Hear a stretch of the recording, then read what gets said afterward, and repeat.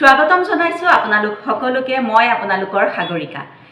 মোৰ ওচৰলৈ দুটা এনেকুৱা প্ৰশ্ন আহি আছে সততে, সেইকেইটা প্ৰশ্নৰ উত্তৰ দিবলৈ আচলতে মই আজি এই ভিডিঅ'টো আপোনালোকৰ ওচৰলৈ আনিছোঁ।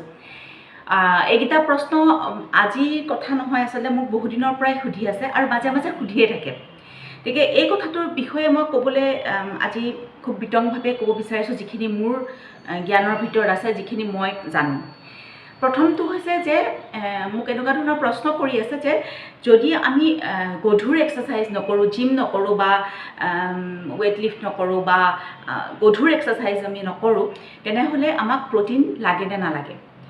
আৰু ২ নম্বৰটো প্ৰশ্ন হৈছে যে মই বহুত ডায়েট কৰিছোঁ, মই খুব ষ্ট্ৰিক্টলি ডায়েট ফ'ল' কৰোঁ, কিন্তু তথাপিতো মোৰ যিটো ওজন কমিব লাগিছিল সেইটো কমা নাই, বা প্ৰথমতে কমিছিল তাৰপিছত আৰু নকমা হ'ল।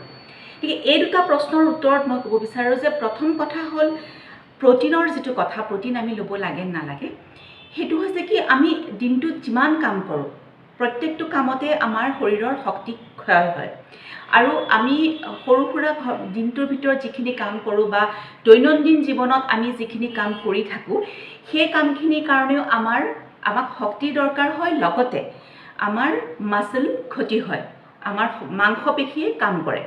গতিকে আমি যেতিয়া কামৰ লগে লগে যদি আমি আমাৰ যিখিনি মাংসপেশীৰ মানে ক্ষতি হয় বা অকণমান মানে মাংসপেশীৰ মানে ইনজুৰি হয় বা ক্ষতবিক্ষত হয়, যিখিনি ভঙা টুটা হয়, সেইখিনি যদি আমি ৰিপেয়াৰ নকৰোঁ, মানে প্ৰ'টিন খাই পেলাই যদি সেইখিনি আমি সেই মাচলখিনি, সেই মাংসপেশীখিনি আমি ভালকৈ ধৰি নাৰাখোঁ, তেনেহ'লে আমাৰ শৰীৰৰ পৰা মাচল লছ হোৱাৰ, মানে মাংসপেশী ক্ষয় হোৱাৰ এক সম্ভাৱনা দেখা দিয়ে। তেতিয়া আমি দুৰ্বল হৈ পৰোঁ আৰু বয়সতকৈ আমি আগতে বেছি বয়সীয়া যেন দেখা যাওঁ আৰু আমি দুৰ্বলো হৈ পৰোঁ। গতিকে মাংসপেশীখিনি ধৰি ৰাখিবৰ বাবে, মাংসপেশী সবল কৰি ৰাখিবৰ বাবে আমাক প্ৰ'টিনৰ প্ৰয়োজন। গতিকে এনেকুৱা কথা নহয় যে হেভি ৱৰ্কআউট কৰিলেহে প্ৰ'টিন খাব লাগে, তেনেকুৱা কথা নহয়। প্ৰ'টিন আমাৰ শৰীৰৰ বাবে অত্যন্ত দৰকাৰী এটা উপাদান।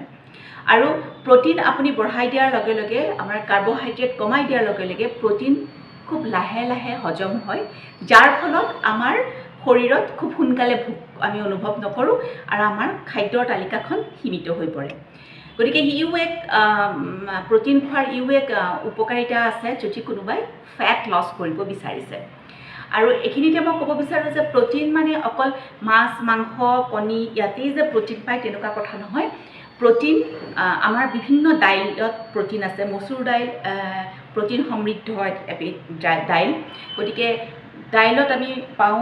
তাৰোপৰি আমি যিবোৰ মাহজাতীয় খাদ্য, যেনে বুট মাহ, তাৰপিছতে মগু, তাৰপাছত আপোনাৰ ৰাজমাহ বা লুবিয়া, এনেকুৱা ধৰণৰ যিবোৰ মাহজাতীয় খাদ্য আছে, সেই মাহজাতীয় খাদ্যবিলাকতো আমি প্ৰচুৰ পৰিমাণে প্ৰ'টিন পাওঁ। লগতে প্ৰ'টিন পাওঁ বাদাম জাতীয়, যিবোৰ আমাৰ বিভিন্ন ধৰণৰ যিবোৰ বাদাম আছে, কাঠবাদাম হওক, চীনাবাদাম হওক, যিবোৰ বাদাম আছে, সেই বাদাম জাতীয় যিবোৰ খাদ্য, সেইবোৰ খাদ্যত প্ৰ'টিন প্ৰচুৰ পৰিমাণে থাকে। লগতে বজাৰত আজিকালি চিডছ কিনিবলৈ পায় আৰু সেই চিডছবিলাকতো যথেষ্ট প্ৰ'টিন থাকে, যেনেকৈ ফ্লেক্স চিডছ, চিয়া চিডছ বা ছানফ্লাৱাৰ চিডছ, এইবিলাকতো প্ৰ'টিন পোৱা যায়। গতিকে এনেকুৱা কোনো কথা নহয় যে কিনা যিবোৰ প্ৰ'টিন পাউডাৰ তাতেহে প্ৰ'টিন পোৱা যায়, তেনেকুৱা কোনো কথা নহয়। মাখানাও এটা খুব ভাল চ'ৰ্চ প্ৰ'টিনৰ। গতিকে বিভিন্ন ধৰণৰ বস্তু আছে প্ৰ'টিনৰ, মানে প্ৰাকৃতিক বস্তু আছে, নেচাৰেল বস্তু আছে, যিবোৰ বস্তু খাই আমি আমাৰ শৰীৰৰ প্ৰ'টিনৰ যিটো ৰিকুৱাৰমেণ্ট, যিটো প্ৰয়োজনীয়তা, তাক আমি সম্পূৰ্ণ কৰিব পাৰোঁ। আৰু প্ৰ'টিন প্ৰত্যেক মানুহৰ যিমান কেজি ৱেইট থাকে সিমান গ্ৰাম, তাৰ বিপৰীতে সিমান গ্ৰাম প্ৰ'টিন আমাৰ শৰীৰত দৰকাৰ। গতিকে প্ৰ'টিন বহুত হেভি এক্সাৰচাইজ কৰিলেহে যে খাব লাগে তেনেকুৱা কথা নহয়। প্ৰ'টিন এনেও আমাৰ শৰীৰত দৰকাৰী।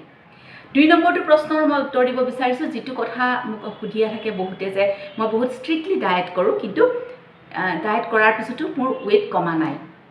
প্ৰথম কথাটো আমি বুজোঁ, যে জানিবলৈ চেষ্টা কৰোঁ যে আমাৰ শৰীৰে যেতিয়া আমি ৱেইট লছৰ কথা আমি ভাবিম, তেতিয়া আমাৰ শৰীৰে মাত্ৰ এটা কথাই বুজি পায়, সেইটোৱে হৈছে কেলৰি।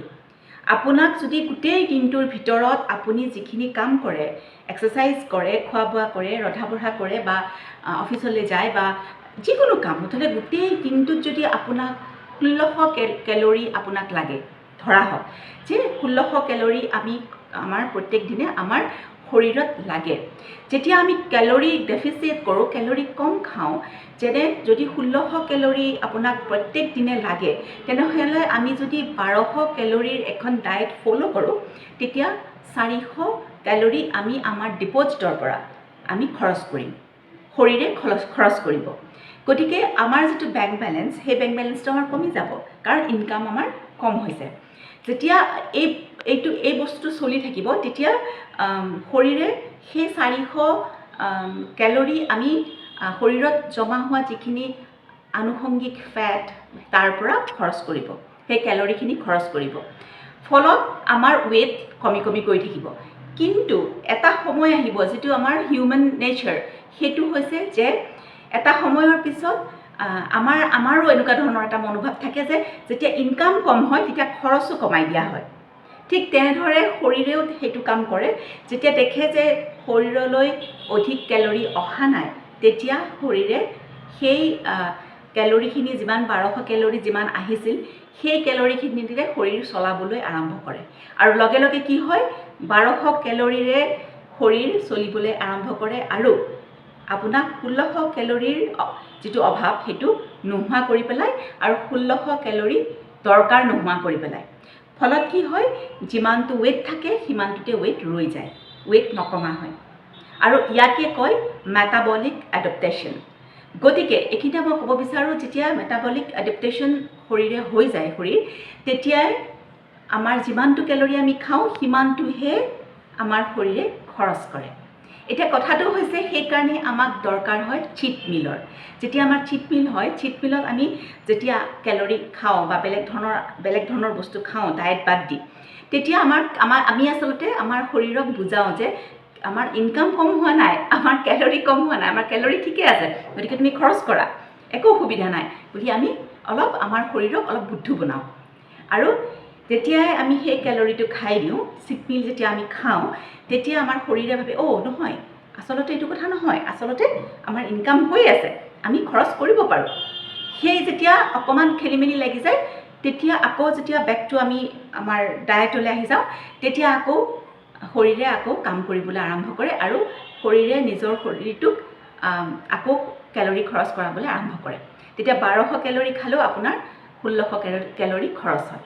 সেইকাৰণেও আমাৰ প্ৰায় 3-4 মাহমানৰ পিছত আমাৰ চিট মিলৰ প্ৰয়োজন হয়। আৰু এই প্ৰচেছটো, এই যে শৰীৰে যেতিয়া এডাপ্টেশ্যনলৈ আহে, মেটাবলিক এডাপ্টেশ্যনলৈ আহে, এই সময়খিনি প্ৰায় 3 মাহ, 4 মাহ, কিছুমানৰ 5 মাহতো হয়। প্ৰথম দিনাখনেই সেইটো নহয়, বা প্ৰথম 10 দিন হ'লেই সেইটো নহয়। গতিকে বহুতৰ দেখা যায় যে 3 মাহ বা 4 মাহ ৱেইটটো কমি আহি থাকে, কিন্তু 5 মাহমানৰ পৰা ৱেইটটো কমা লাহে লাহে স্থবিৰ হৈ আহে আৰু এটা সময়ত গৈ ৱেইট নকমা হয়, সমানত ৰৈ যায়। গতিকে সেইকাৰণেই আমাক এটা চিট মিলৰ দৰকাৰ হয়। আৰু চিট মিল খোৱাৰ লগে লগে শৰীৰ যেতিয়া কনফিউজ হয়, আকৌ যেতিয়া আমি বেক টু নিজৰ ডায়েটখনলৈ ঘূৰি আহোঁ, তেতিয়া শৰীৰে আকৌ কাম কৰিবলৈ আৰম্ভ কৰে। গতিকে এইটোৱেই হৈছে কথা, শৰীৰে কম কেলৰি খোৱাৰ পিছতো, ডায়েট ভালকৈ ফ'ল' কৰাৰ পাছতো আমাৰ কেতিয়াবা শৰীৰৰ ৱেইট নকমে। আৰু এটা মই এইখিনিতে কথা ক'ব বিচাৰোঁ, মনত ৰাখিব যে আমাৰ শৰীৰে ৱেইট লছ কৰাৰ লগে লগে অকল কেলৰিৰ কথা বুজি পায়, কিন্তু আমাৰ এনেকুৱা ধৰণৰো কেতিয়াবা হয়, আমি মাজে মাজে কিছুমান স্নেকিং কৰোঁ, যেনে 10টামান বাদাম খালোঁ, দেখাত 10টা বাদাম, কিন্তু 10টা বাদামৰ কেলৰি এখন ৰুটিতকৈও বেছি হয়। গতিকে এনেকুৱা ধৰণৰ কথাবিলাকে, এনেকুৱা ধৰণৰ সৰু সৰু স্নেকিং কৰাৰ কাৰণেও কেতিয়াবা আমাৰ শৰীৰত যিমানখিনি কেলৰি লাগে সিমানখিনিয়ে পোৱা যায়, যাৰ ফলত আমাৰ শৰীৰৰ ওজন নকমে। গতিকে গোটেই দিনটোৰ ভিতৰত কি খাইছে সেইটো বহুত ডাঙৰ কথা।